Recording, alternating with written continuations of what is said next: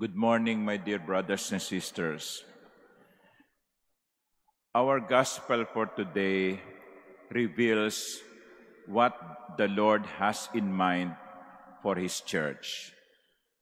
Notice that when He instructed the 12, go, and He sent them, He said, proclaim the kingdom of God, heal the sick. Humayo kayo, ipangaral ninyo ang kaharian ng Diyos at pagalingin nyo ang mga may sakit. Jesus did not instruct them to conduct religious activities. He did not instruct them to build synagogues. He did not instruct them to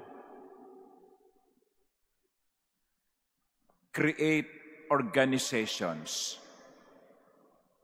Maybe in our case today, the Lord does not want us just to build churches. Ang kanyang habilin sa kanila, humayo kayo, pagalingin nyo ang mga may sakit. Pagalingin ang mga may sakit. Ano ang focus ng Panginoon? Ang focus ng Panginoon ay ang kabutihan ng katawan at kaluluwa ng tao. Pagalingin ninyo ang mga may sakit. Sa chapter 25 ng Ebanghelyo ni Mateo, sa huling araw sa paghuhukom, ang tao ay huhusgahan o hahatulan batay sa kung pinakain ba niya ang mga nagugutom, pinainom ang mga nauuhaw, dinalaw ang mga may sakit, at mga nasa bilangguan, binigyan ng damit ang mga walang damit. Basic necessities. Did you feed the hungry? Did you give water to the thirsty? Did you give clothing to the naked? Did you visit the sick and the imprisoned? Basic human kindness.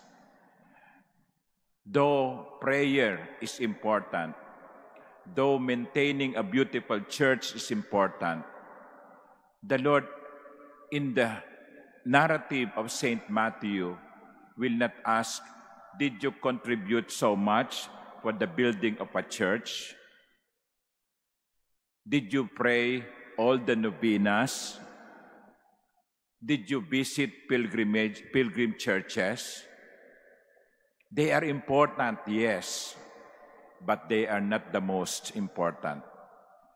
Hahatulan tayo batay sa kung ano ang ginawa natin sa mga mahihirap.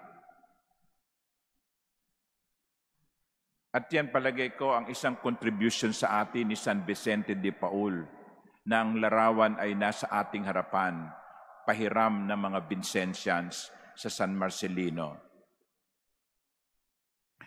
Merong isang sinulat si San Vicente. Sabi niya, kung kayo'y nagdarasal, huwag kayong mag-guilty kung iwan ninyo ang pagdarasal upang tugunan ang pangangailangan ng isang tao. Para sa kanya, hinihinto lang ninyo ang isang gawain para sa Diyos para gawin ang isa pang gawain para sa Diyos.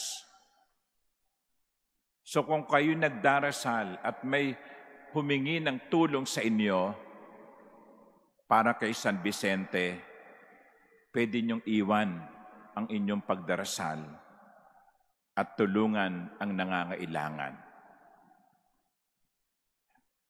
Sapagkat para kay San Vicente at maging sa Panginoon, una ang mga mahihirap. Una ang mga nangangailangan. Kaya nga sa Ebanghelyo, ang bilin ni Jesus sa kanyang mga alagad, heal the sick. After having proclaimed the kingdom, do something for their bodily needs. Siguro po, isang paalaala lamang ito sa atin. Lalo na ngayon, no, na sa paligid natin ay dumarami ang mga nagugutom, dumarami ang mga nahihirapan sa buhay. Baka ito ang paanyaya sa atin ng Panginoon ngayon.